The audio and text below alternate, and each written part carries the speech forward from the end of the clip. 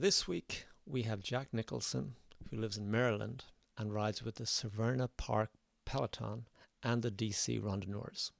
He's completed two PBPs, his first in 2019, his second in 2023. He's also done another three 1200Ks, and for his fourth, he's headed off to Colorado Front Range next week. So that hopefully will be your fourth, and good luck with that, Jack. Jack, Thank it's you, a Peter. pleasure to have you. Thank you so much for sharing your stories with us, okay? Happy to be here, Peter. Cool. All right, so we always start with this one. What does PBP mean to you? It is the ultimate. People talk in mythical terms about PBP. It's the ultimate, uh, event in randonneuring. It's like, if this is its own sport, randonneuring, it's like the Super Bowl of randonneuring. It's like the Yeah. World Cup of randonneuring on a Yes. global scale because of all the people that you run into there when you go to PBP. Um, People talked about PBP, fellow riders for years before I finally went to one in just these mythic terms. Um, However, having said all that, I wouldn't say that it was the most difficult experience I've had at 1,000K or longer. So it's definitely something that's doable. I never during PBP felt like I had reached a point where I'm out. I can't do this any further, or I'm afraid I'm not going to be able to do it. And Jack, what did that first finish line feel like in 2019? Um, it was, I hate to say it, it was a little bit of a letdown, and the Okay. reason I say that is Yeah. because choices that I made, as what my objectives were and how I executed. And when I say it was a bit of a letdown, it was because in 2019, my first PDP, I finished at 5 in the morning, and that was the year that it got really cold at night, other than the first night. So I roll into Rambouillet at 5 in the morning. I get the final stamp on my card. There's like no line. Um, I wanted to get a picture of myself, have the marshal take a picture of me holding my completed card, and he Yeah. did, and I look at the picture and I got this glum look on my face, and then it's like, okay, when you finish the ride, we got a meal for you, and I go into the big tent there, and there's like I got a picture of it. There's like 20 people in this whole tent. It was cold, it was dark, it was anticlimactic, and it was all my Yes. fault. Um, Yeah. however, the fun part was after I got back to my room, took a shower, got some sleep, and then I was euphoric. Walking Yeah. around the town of Rambouillet, having completed PvP, feeling a lot better. It's warmer, running into people that I know who have also Yeah. completed the ride, and so it was a bit of a delayed reaction, I guess. Good. Yeah. So 2023, instant happiness once you cross that line, or same glumness? Well, I took notes after 2019. Here's what I'm going to do differently. And one of the things Yeah. that I wrote down was, you will not finish in the dead of night. You will Yeah. finish. You will finish when it's a lot nicer. You know, there's people there. It's daylight. You can enjoy it. So That's cool. 2023, I finished midday, and it was joyful. It was, in some ways, it was like Christmas morning when you're a kid and your parents say, we're not going to open presents before 6 a.m. Because in 2023, I was going for Adrian Hand's time, Nice. and I was torn between, I just want to cross that finish line, and uh, am I in Adrian Hand's time now? Or will I blow Yes. this whole thing by crossing a minute or two early? So I was Yeah. torn as I'm looking down the road and I can see the finish line. Like, should I Yeah. just pull over for a little bit, just make sure I'm well within? I know. And I couldn't do it. I crossed the line, Yeah. and it's actually good that I kind of kept the brakes on, because I thought, well, with timing errors, inaccuracy, maybe I should not cross at 88.55. Maybe I should give it a few minutes. So I thought I was crossing 7 minutes into the Adrian Hands window. But I immediately pulled out my phone after we got finished and looked at my time, and it was 88.57. I'd made it by 120 something seconds. And one lesson learned there is your times at PBP are not based on when they open the start box and off you go. Your individual time is when you cross that timing mat. And it took me 4 minutes to get to the timing mat at the start of 2023 PBP. Yeah. So I almost blew Adrian Hands, even though I'd already purchased the jersey because they had that's stressful. Yeah, they were on sale. You had to buy it before PBP. I already owned the jersey, but it all worked out great. It was Well, we'll talk more about Adrian Hands because I've said this many times. It's far more stressful than it should be. Isn't it right? The whole point is it's not to be stressful, but it is stressful. Cool. Yeah. Jack, why don't we then now go back and talk about your history in riding? Why do you ride? Earliest memory, that kind of thing. Earliest memory of just bicycle memory. I have this distinct recollection when I was 5 years old, walking down the sidewalk, and coming around the corner is a guy on a road bike with drop handlebars, and I was 5 years old, and I was impressed by how fast it was going, and I was impressed with just the look of the bike. It was just something like I'd never seen it before. That was my earliest memory. Learned to ride about a year later, living in the outskirts of the Denver suburbs where civilization sort of kind of fades into the plains. Yeah. The street was chip seal. I learned very early on what happens when you try to corner in gravel. Okay, wow. Learned that the hard way. Yeah. A lot of fun riding around that area. Outside of the little community was just this area called Bicycle Hills. I think nowadays you would call it BMX riding, but it was just this area where there were paths over these little bumps, and my friends and I would go out there, and there was always a bunch of kids going down the paths and over the hills and down the ramps and all that sort of stuff.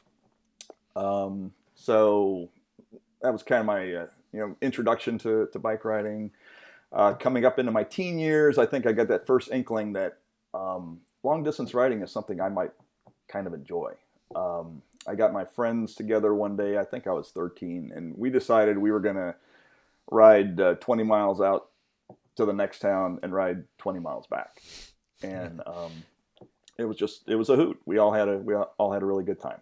Yeah. I can only imagine what 40 miles felt like when you were that age. It felt like a double century, I'm sure. It was it was a physical challenge. It was, but it also felt like you were going to another country. I mean, on a bicycle, you just can I go this far on a bicycle? And we could. We only did it once, but I used to dream at the same time. I used to have this sort of thought that someday I'd like to ride. I'm living in Maryland now. Someday I'd like to ride my bicycle from the ocean to the Chesapeake Bay, right across the Delmarva Peninsula. It's a dream that I kind of harbored for decades until I was 8. And then in my late 20s, I was in grad school, and there was one of my classmates was a racing cyclist. He had his racing license, and he had a very nice, I think it was a Mozzie, beautiful road bike. And he I lived 16 miles away from school, and he lived in town there, and he kind of shamed me into, hey, you need to get back on the bike. This is great. And I'm like, I don't know. I've been off the bike for a while. And he's like, you know what? I'll tell you what. I will ride 16 miles to your house in the morning, pick you up, and we'll ride back together. And we started doing this late in grad school.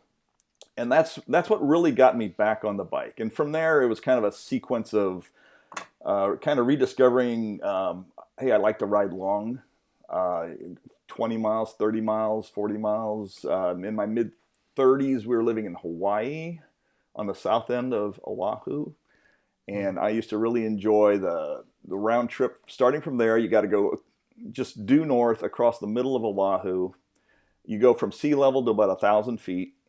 It's kind of a plateau there for many miles. And it was just this peaceful, just pineapple plantation, just miles and miles of pineapple. And it was just dead quiet, and it was just beautiful. And so at that point, I was starting to discover the necessity of like nutrition. Like you can't just go for a ride without having something to eat and drink. And then after that, continuing, I had a 12-year period where I was a bike commuter again. I had a friend who got into organized riding, and that kind of intimidated me a little bit because I had always just kind of ridden by myself, and he was a member of a club, and they did organized rides. And so when I was about the time I turned 40, I signed up for my first Century ride. And I did many Century rides and didn't complete any of them for about the first year because I was going out really hard, getting into a pace line, and just dying and just throwing in the towel about halfway. And then finally, how did I get to where I am today? I moved back to Maryland here and fell in with a local bike club, and they had a lot of fun activities here, like I talked about, riding across the Delmarva Peninsula. They used to do that twice a year for a weekend. They'd go from west to east on a Saturday, stay overnight in Ocean City, Maryland, in a hotel, and then ride back on Sunday. Cool. That sounded like fun. And so I signed up. I was on this ride, and the guy who put together this bike club called the Severna Park Peloton, he comes alongside me. I'm the new kid in this. He's never met me. Hey, do you do Century rides? Oh, yeah, I do Century rides. Well, today we're going to go 115 miles. And, if you think you could do like another 10 miles, that's something called a 200K. And we do these rides. It's called randonneuring. And, we can work you up to 300K, 400K. And this is the first time I heard of PBP. He says, and eventually we'll get you ready for PBP. And that's kind of where the mythology started, like, PBP. Yes. Do you remember what year that was? Maybe 2013 or something? Would that be right? 2000. Oh, that was 2011, because the very next month I had a RUSA number. Okay. Wow. and I was doing DC Randonneurs brevet. So yeah. And I actually should mention this. You provided me with 2 excellent detailed ride reports. So I'll post them in the description. But it sounded like you were thinking about 2015. Never happened. But I assume many of those club members came back after 2015 and told you all about it. Is that correct? Well, the leader of this club is a nice man named Clint Provenza. He had done 2007, the wet year PBP. Okay. And he was kind of poking me like, hey, you ought to do 2015. But I was in a new job. I couldn't take the time off 2015. I had heard about this other ride called LEL that really kind of piqued my interest a little bit more. So I took a pass on 2015, and I kind of regretted it because after 2015, I did a perm with a bunch of the locals here, and I was the only guy on this perm who wasn't sporting their brand new PBP jersey. I was the one guy, and that was 2015. I did do LEL first in 2017, but then after that, Clint. Yeah, I'm going to keep talking about Clint because he's okay. Good. He's the reason I'm in this interview right now. He got me into randonneuring. He goes, Jack, PBP is something you really ought to have on your riding resume. I thought about it. I'm like, okay, I'll do it. I'll get into PBP. I'll do PBP next time around. And so yes, I did do. The next opportunity to ride PBP, I rode PBP. And Jack, do you remember, or maybe it was just Clint told you what to do, but how did you kind of formulate your strategy for 2019? Like I strategize any big ride. I start doing my research. I started reading ride reports, a lot of ride reports. What's the club up there in Canada? They've got a website and they got like 50 or 100. British Columbia. British Columbia. Thank you. Yeah. Yeah. Read a bunch of those. Of course, there's a lot of people here in the DC Randonneurs who've done it. Talking to them, I had been taking. I started pulling out notes from previous long rides I'd done, like LEL. Like my first 1,000K was the Lap of the Lake around Lake Ontario. Did that in 2014, and so I started looking at, well, how much ground did I cover each day? What can I, what's my capability? How much? I started figuring out, okay, well, how far will I go? Where will I end the day? Trying to estimate where I was going to be, that sort of thing. Jack, can I ask you, so 2017, you do LEL, London, Edinburgh, London. Yes. And at that point, did you not feel, PBP, it's probably going to be easier. I don't really have to learn a lot more. Was that the case? No, it wasn't. And the reason I say that is because, just out of curiosity, as we're going north and then south there on LEL, I'm looking at where we are, how many K we've covered, and I thought, let's see what time, how many days, how many hours it took us to get to the 1,200 K point. Yeah. And we were beyond 90 hours. We were like 95 hours or something like that. And I thought, that's interesting. Okay. This might be a challenge finishing PBP. I didn't know much about the course. I just thought there's something to it, because maybe it was just difficulties on LEL, but I didn't think it was capable.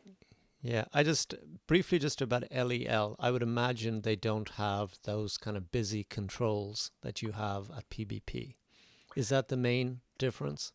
I would have to, at this point, have to recommend a post that I read a few years ago by a gentleman named Olaf Storbeck, and it's a comparison of PBP and LEL. Okay. And the takeaway, his takeaway on that was, PBP is a party, LEL is an adventure. Okay. You are out in the hinterlands on LEL. Oh, okay. But to answer your question directly, the controls are not crowded at all. There are so fewer riders in LEL.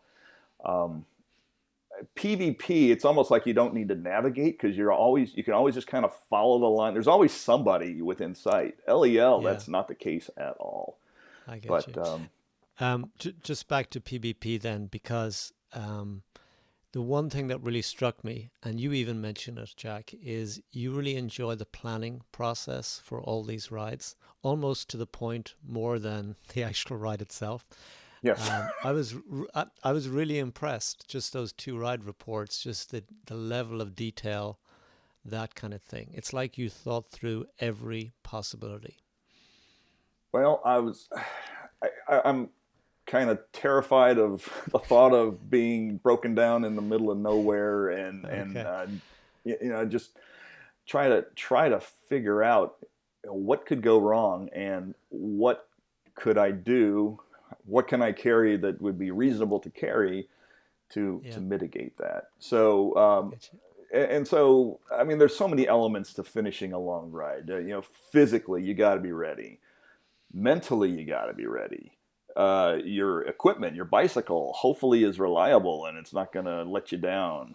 Logistically, you got to be ready. Have you figured out where you're going to eat and drink, and how you're going to get there, and where you're going to sleep, and that sort of stuff. So there's something about these long rides that just starts me right away. Like, okay, let's try to identify anything that could possibly go wrong and see if we can't mitigate that. Yeah. So for 2019, then, just broadly, what was your strategy, and maybe also, were you going to ride with others from that club or not?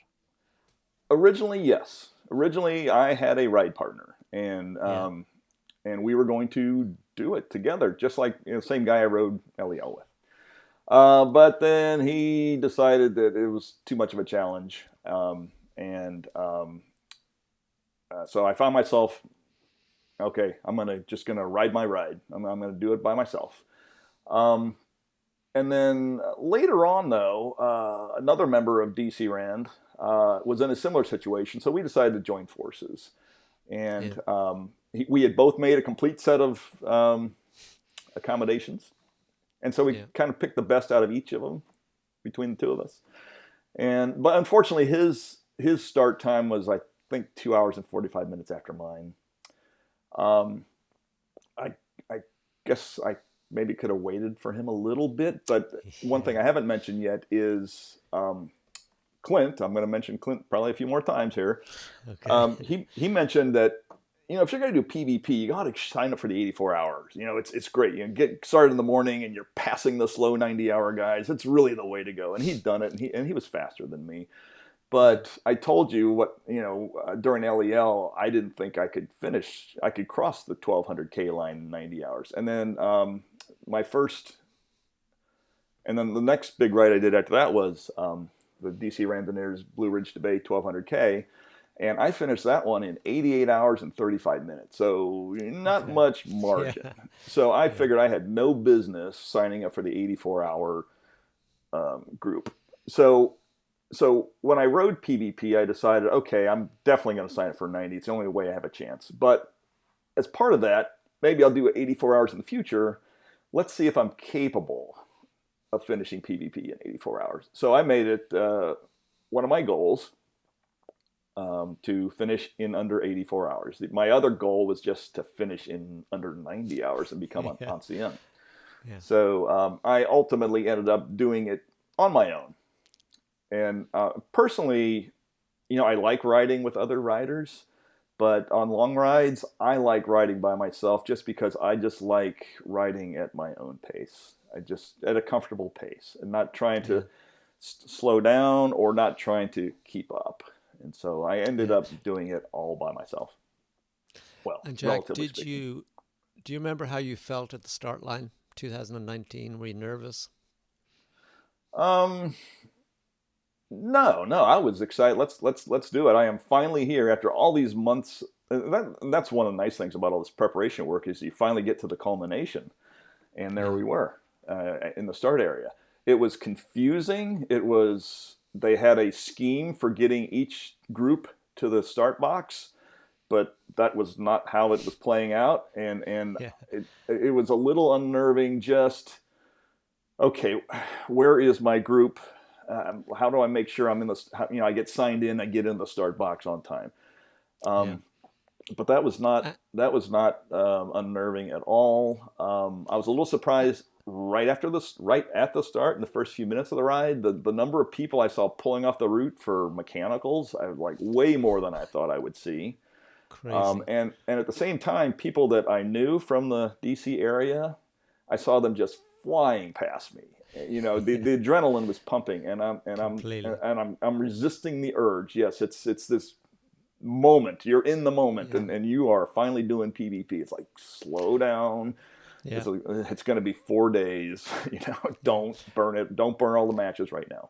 And Jack, can you contrast the start of LEL, which was your first long ride, to PBP? What's that like? What are they like? Oh, it is so. It is because it's such a small field. It Yeah. has gotten bigger, I think, in more recent editions. Such a small field. My start number was R22. Everybody had like a 2-digit start number. I remember the start box being something like 15 feet wide and 30 feet long. It was just this little Yeah. area. It was tiny, and Yeah. it was not. It wasn't a huge. No, it was just it was a whole nother thing. No I get you. Okay. comparison. Sorry. Anyway, back to PBP. So we're off. We're being cautious. People are going fast. Okay, we're flying along. It's a little warm. I actually manage to, while I'm riding, get a sweatband on my head, take my helmet off, put a sweatband on, put the helmet back on while I'm riding. Oh boy. Um, so some really entertaining moments. This guy from, I forget what country he was from. Oh, Brazil, I think he was from. It's probably an hour into the ride. He comes up alongside me and he turns his head and he looks at me, a big grin on his face, and he's got one of his hands off the handlebars. It's like, okay, he's about to do something. And he Yeah. pushes a button on his handlebars, and out comes AC/DC blasting music. And it was hilarious. And it was That's just really hilarious. cool. Yeah. And fortunately, when we got to and I was with him for a while, but every time we got to a village, he turned the music off to be respectful. Oh, But that's nice. Okay. He had so, boundaries. That's good. Yeah. yep, yep. And then it got dark, um, and then and then you just see this line. And we're still kind of bunched up, and it was just this coolest effect. You've got 100, 200 taillights in a line ahead of you, 100 or 200 reflective vests with that kind of V-shape Yeah. tape on it. And it was just the coolest thing, just to see this thing. And you could see it wind around ahead of you. You could see it go up for the next hill and Yeah. disappear over the top of the hill. That was really cool. Um, um, and you start to see the locals. You start to see, and you would see them. This was early on the ride, but you'd see the same thing at 2 a.m. You'd see out there in farm country, mom and dad and the kids and grandma, and they're all along the side of the road. You've got accordion player. You've got kids standing on the side of the road with their hand out for a high five. You've Yeah. got Yeah. you've got kids asking for autographs. My autograph? Are you serious? It's just really cool. And you've got tables along the side of the road, snacks, drinks. Yeah. Of course, I That's was cool. going for time. I skipped all that. Well, yeah, most of that stuff. I skipped most of that. I was just trying to get in under 84 hours. I get you. And that's something I would remedy the next time I went to PBP. Yeah. And where did you sleep first? Do you remember? So I had heard horror stories from fellow riders in DC. One couple in particular, when they got to Ludiac, which Yeah. is a very popular place to overnight, ride take your first rest. They wasted 4 hours from the time they got to Ludiac until the time they had the drop bags and they were in their rooms. It was 4 hours. That's a ton of time, and I was scared by stories like that. Yeah. So I made sure I booked a room in Ludiac. We actually booked a small house. I booked the house, and then I told you I buddied up with a guy named Bob, and so we split the house. So I had the house, and it was fantastic location. Right after you control, you go like another couple blocks, and it was like you take a left and you go down about 200 meters down the road, and there's the house. Amazing. Yeah. And I had been on Google Street View before, so I knew what the street looked like. I knew what the house looked like, which is something I do a lot on these long rides. Save my bacon big time in LEL was if there's particular spots where you know you want to get to that spot, take a look at it on Google Street View first. Yeah. Our overnight Yeah. accommodations on LEL, there was no address, there was no nothing. It was just a driveway coming off a road. And I had been to Google Street View, and I said, that's it. And it was. And that's the only way we found it. So anyway, I got to the place. Um, Along with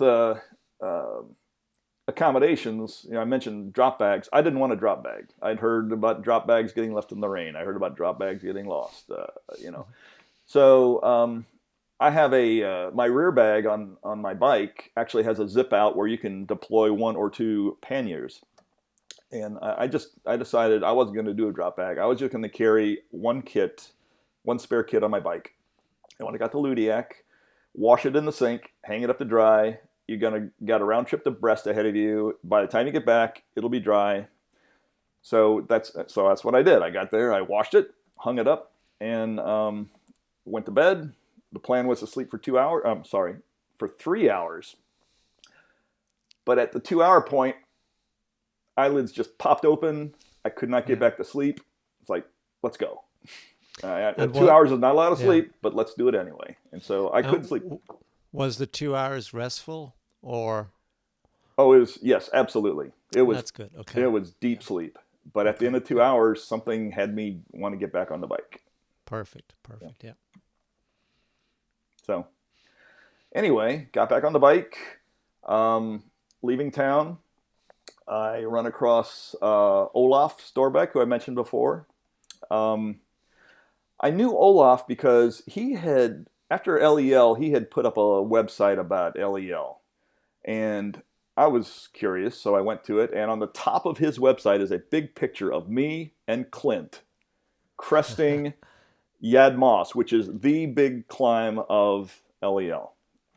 And I'm like, wow, that's us. You know, I'm looking at this guy's website, and there's my picture. And so I tracked him down and asked him for a better resolution photo, and he sent them to me. And I remember the guy's name, and I'm heading for Brest, coming out of Ludiac, and then I come up on a rider, and across the, he's got a little name tag on the back of his bike. It's Olaf Storbeck.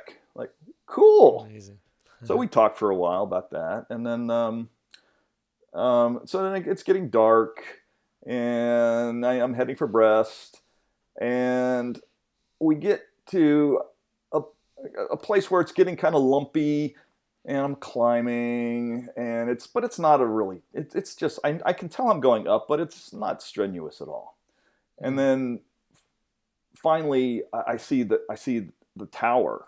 There's a tower, like a TV tower on the top of the rock, Trevizel. I'm like, holy cow, I've cleared the big climb that some people have talked about, and I didn't realize I was doing it. So that was pretty cool. That was cool. Come off the climb. That was the second night that I had been out on my bike. That was the first night, though, that it was really cold, and I was bundled up, and I had everything on. Everything I was carrying with me, which wasn't much. It was a rain jacket with a hood on it, fingerless gloves, that had knee warmers, and a short-sleeve jersey. Yeah, that's it. Was so cold that night, I remember. So cold. I didn't have enough clothing, that's for sure. Yeah. And so it was cold. The descent off of the rock made it even colder. It's like, okay, I'm very cold and I'm starting to get sleepy. So I find a little roadside thing, and the guy ahead of me got the last coffee off of this little roadside table. Like, doggone it. Yeah. So I thought, well, I'm getting sleepy. I'm going to try to sit in this guy's lawn chair next to the table and try to doze, but it didn't work. So I got back on the bike, got into the little town Sizoon, and I see a cafe that's open, and I go into there, and it's hopping. And so I order a coffee, and I put my helmet down on a table, and I'm ordering the coffee, and there's this local tough-looking guy there at the bar, and he's not speaking English, and I don't know very much French, and I think he's kind of, I'm getting a bad vibe from this guy, and he's looking at me, and like, what's going on here? And I think he wants to take me on about something, but through some sign language, I come to realize he's actually sitting, he's getting off his bar stool, and he wants me to sit on his bar stool. He's giving me his bar stool. Oh, wow. Like, oh, wow.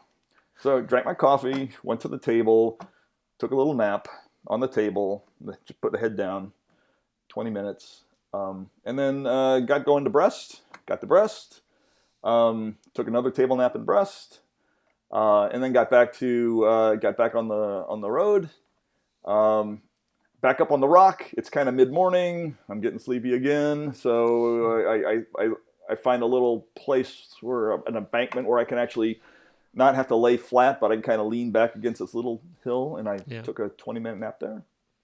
Got back to Ludiac. It's kind of, from your reports, it sounded like you took a number of different ditch naps or just naps in cafes. Had you done as many of those before? Had you perfected that art already? Never, not one. It was necessity. Okay. Like on my way, the one I really remember, it was, I think it was after Ludiac on the way back. And it's like late morning, and I am so tired that I am simultaneously dreaming and riding, consciously. I'm conscious and yet dreaming at the same time. And I'm doing my darndest to try to separate dreamland from reality. Exactly. And I realize it is time to get off of this bike. In fact, about that time, somebody who was behind me goes, "Whoa, did you just fall asleep?" Oh, geez. And it's like, okay, let's take one of these ditch naps. I think during 2019, I probably took, I don't know, 5 or 6 of these little 20-minute naps. And Yeah. people say the same thing about them. It is just amazing how clear your head is after such a short period of sleep. It's And amazing. Yeah. I the final push in 2019 to get to the finish, I was riding for over 24 hours, and I got through that on just 3 20-minute naps. Amazing. Okay, and then so the rest of the ride was uneventful. I remember taking a ditch nap midnight the morning that I finished. It was freezing cold. I was, although I was shivering, I didn't feel like I was cold enough to shiver, but I was shivering. Um, and I could hear people walking around me. They were getting off their bikes and napping too. But I finally got to Drew, one final table nap in Drew, got to the finish, and I had the same sensation when I was on LEL. When I finally got to the finish and turned in my card, it was like when you see one of these kids' bouncy houses when they turn the fan off and it just kind of collapses in on itself. I had this Yeah. mental picture of me. That's what I was doing. I think what happens is you just run on adrenaline. At least I do. Yeah. During these long rides, I don't need those 8 hours of sleep that I normally need to be human. I can get by on just a couple. Yeah. Under normal circumstances, I am worthless if I don't get my 7 8 hours of sleep. But you're in this Yeah. different mode, and you're in that mode till the end of the ride. And then when you know the ride's over, it's over. The adrenaline pump turns Yeah. off, and you are just boom, done. So, Jack, getting back to your detailed ride report, what I liked about your first ride report, 2019, at the end, you kind of make note of what didn't really work for you and what you hope to correct in the next one, assuming there would be another PBP. So 2023, first of all, why did you decide to do it again? I think I alluded to it earlier. I felt like I missed out on a lot of the PBP experience by trying to just go as fast as get in under 84 hours. Yeah. So, and I kind of questioned my motives as I was signing up for PBP 2023. Like, do I really want to do this? Or am I just doing it because I'm a randonneur and all randonneurs are supposed to do this? Okay. But I really wanted to get the full experience of Yes, PBP. which is interesting because originally you were trying to break the 84-hour to see if you could do an 84-hour start the next time. So you actually came back with the opposite takeaway. Even though you beat 84, you wanted to get the full 90 this time. I just want to know that I was capable of doing 84. In fact, Okay. that's something I'm considering for my third PBP, just to Okay. see PBP in a different light of day, as it Yes. were. But yes, I wanted to have fun. I wanted to go to the party the second time around. Okay. So 2023, you want to go to the party. So what is the strategy then for enjoying it as much as possible, getting the full value? Unlike 2019, I didn't have a 1200 the year before, so I didn't have as high a priority for a start time. So I had a 600. So I ended up starting an hour later, I believe. So I knew I was going to be in the bulge. So the Yeah. strategy was to get out of the bulge. So Okay. I was going to hammer. I wasn't going to start the party until I felt like I was out of the bulge, which took me until the return trip when I got to Ludiac, and the town, it was a ghost town. It's like, okay, I'm clear. Okay. It's time. It's time to enjoy the ride. Yeah. I was afraid about being in the bulge. But also, you had bought the Adrian Hans jersey prior to the event, so that was very much the approach you wanted to take. Had you heard about that society before, or? I had seen people wearing the jersey. I thought it was a really cool looking jersey. Yeah. And I just was like, I want to earn that thing. I just want to Yeah. wear that thing. And it dovetailed with my desire to enjoy the local flavor for my second PBP. And just so that people are aware, I think most people know, but you have to finish between 88 hours, 55 minutes, and 90. Did I get that right? I think Correct. so, yeah. You got to finish in the Okay. final hour and 5 minutes. Yeah, which is a small window when you think about it. Well, as I said before, you could just kind of get close to the finish and then hold. But Yeah. you're torn. You want to cross that finish line. It's right there. You want to do it. It is a Yeah. bit of a small window, but Yeah. very doable. And it's kind of fun to look at the list of people who have earned it and look at their finish times. And some people are just like me, like just a couple minutes into the window, and some people are nail Yeah. biter, 89 hours and 55 minutes kind of people. Yeah. Like to me, the challenge is we'll say you're at hour 87, you're still an hour away, then you get a mechanical. That's scary to me, right? Okay. Yeah. Because and also even maybe miscalculating the time, all that kind of stuff. It's a lot more stressful than it should be, as I keep saying. Yeah. Yes, yes, it is. Yes, it is. A mechanical, Um, unplanned mechanical with something yes. that takes Anyway, you an so hour to then, fix. yeah. Did you consciously then try to hang out places along the way? So you got ahead of the bulge, and then when you got back, essentially, you started slowing down a bit, stopping at the side of the road, that kind of thing. Well, when I got back to my house in Ludiac, I slept for 7 hours. That was the first chunk of time, Wow. and Nice. then I took a nap on a nice grassy field just shy of Valanes for over a half hour. And then when I got to Valanes, I didn't do the whole, I guess I wasn't hungry. I don't remember doing the kids carrying your tray thing. I didn't do Yeah. any of that. I laid down for like, I think it was an hour and a half. I slept Wow. there. And then out of Valanes going into Mortain, I was looking at, I'm like 2 hours. I got to bleed off some more time. So on the way to Mortain, I'm looking around for an opportunity. It was a nice place to sleep, and I finally find this beautiful grassy field and it's got hedges around it, and there's a little gap in the hedge, and you can look through the gap and like, this looks pretty good. And I stick my head in there, and it's like, oh, there's nothing in here. It's just this beautiful grassy field. So I Yeah. laid down in there, set my alarm. It was getting close to sunset. Um, and then I wake up just with a start. It's pitch Yeah. black. I don't know what time it is. I can't find Oh my God. wallet. I can't find my phone. Like, have I just Yeah. blown it? What time is it? And I thought I'd left all that stuff. My bike's laying on its side, so I thought I'd set them both on the front wheel on the spokes. There's nothing there. I finally find my helmet, turn on my helmet light, look around, find my phone. Good. I'm still with the alarm hasn't gone off yet. I'm still good. Yeah. So I slept there, and I slept in Drew.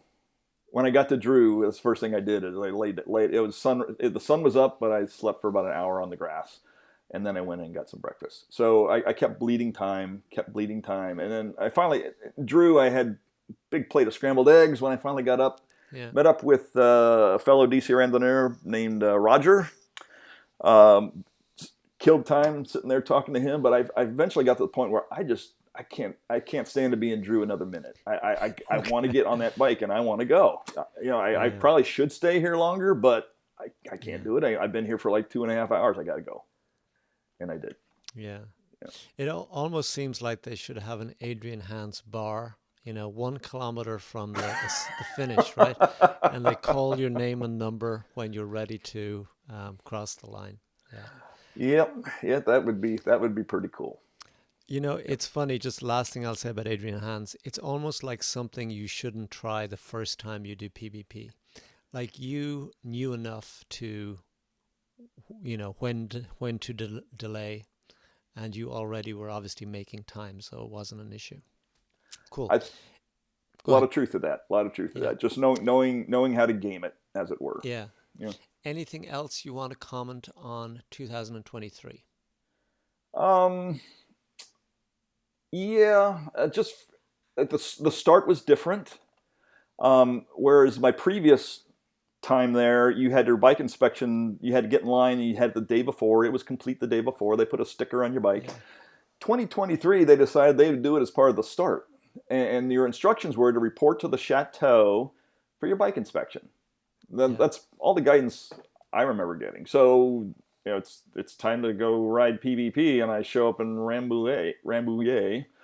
Um, in 2023, I had to stay like 10 miles outside of town. I couldn't get accommodations there. So I get there and they said, go to the chateau. And it's just a mob. It is just a mob all over. And I don't know what's going on here. And I'm asking around, and I finally find a marshal who tells me, just look for the guy who's got the big, I was in group K, big K sign. Just report to him. And so so the deal was, you find your letter, you go meet up with that guy, you kind of hang out with him for a while, and then when it's your turn to go down the sidewalk towards the chateau, he will lead you down the sidewalk. The inspection actually happened on the sidewalk. Really quick inspection. Do your lights work? That's all I remember. Oh, you had to sign. You had to get your first stamp on your card. But then, so that was different. But other than that, I realized that you spend a lot of time in the start area. So I brought a bottle of cranberry juice and a box of cookies. You should probably be okay if you ate this stuff while you're waiting. So when you roll, it hasn't been that long since you ate. And I thought that worked out really well for me. I felt really good. Smart. Okay. So then kind of the $1 million question, which I think you already kind of answered. Are you hoping to do the next 2027? Yes, I am planning on doing it. Okay. Wow. So you're firmly on the PBP train now after being a little bit iffy. Okay. I am. As long as I have the stamina and the muscular skeletal health to ride like that, I plan on doing it. But I'm torn because there's that 84-hour thing that I would like to see. The things that were in the dark, I'd like to see them by light and vice versa. Yeah. That's interesting. So I'd like to do that. But I feel like that would put me under the gun again for time, and I would be missing out again on all that roadside stuff. So if I had to choose right now, I would go with 90 hours again. Okay, I'm in agreement with that one, by the way. Yeah, I've never understood 84. So you're 65 now, so you're going to be 67 when you do the next one. How long do you think a person can keep doing PBP? I was looking at the statistics a couple months or years ago about all the finishers and their ages and, what the success rate was. And there were guys in their 80s, I think it was the 2019 version I was looking at, who at least started, but I don't think anybody finished it in that age group. But there were people in their 70s who started and finished it. One of the guys from DC Randonneurs who went with me this time was in his 70s and he finished it. Amazing. So by the skin of his teeth. Yeah. He wasn't going for Adrian Hand's time, but he got it. That's funny. That's funny. He got the jersey whether he liked it or not. Yeah. I see people aging out. Here in the Severna Park Peloton, I see people aging out. You just at some point the stamina kind of goes away, and it doesn't sound like a lot of fun anymore. So but I think I will. After 2019, I said, I think I've got one more PBP in me. And then I did 23, and now I'm saying, I think I got one more PBP in me. Okay, good. Okay, so Jack, we're going to end it with your 3 tips that guarantee a finish for someone who's doing PBP. No pressure. Okay. The first one I would say is start the ride rested. That's easy to do for 84 hours because you can get up early in the morning and you can go. But 90 hours, it's not obvious how to do that. Both of my PBPs, I tried to kind of stay on the clock for the US, try to stay up late and get up late. And both PBPs, I stayed in bed till like 3 in the afternoon. And I've seen people get up that morning and they go have a good old time in Rambouillet all afternoon, and then they fall asleep the first night.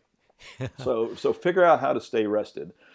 I got food poisoning the night before in 2023, and that actually helped me because I was up till 4 a.m. with food poisoning, and that helped me sleep until the afternoon. That really worked out well. Yeah. Silver lining to that one. I would say. Training. I did 2019 while I was still working, and now in 2023 when I retired. My training miles the year before PBP went from 5,000 for the year to 8,000 for the year. And whereas in 2019, I didn't feel like I was really prepared. I had heard that it's up and down, up and down. You're either going up or down the whole time. And I felt it. And I was getting passed by hundreds of riders every time I was going uphill. That I didn't even feel the hills in 2023. And I was hanging with the riders going uphill all the time. And why is that? It's because I think I just had more training miles in. The other thing is I try to do a biggish ride a couple weeks before PBP. The one I did in 2019 was a very flat course, and the one I did in 2023 was a very hilly course. So training miles. I think like Eddie Merckx, ride lots, and I think that made the difference. Cool. And then the other thing is, I as we said earlier, I'm kind of a reliability geek. I try to eliminate things that would cause me to not finish the ride.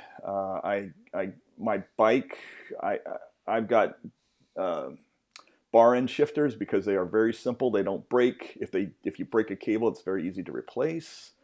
I've got 36 spoke wheels because if you break a spoke, you can probably just keep on going. I've seen it happen. People just keep rolling. Try to figure out what could take you down and have the fix for it on board. I've got duct tape and I've used it in the past. Of course, the flats, stuff to handle flats. I've got quick links for chains, and I have used them in the past. I have broken chains on rides to get them unkinked and then put them back together again. So I ride SPD shoes, cleats, and there's only 2 screws that hold it on. And I've been on rides where one of the screws has disappeared, and so now the cleat is just held on with 1 screw. So when you try to get out of the pedal, the shoe rotates, but the cleat stays in the pedal. So I got a spare screw from that experience. So think about how old are your wheels? I put a new tire on a new wheel on my bike before 2023 because it's been a few years, and I just want it to be reliable.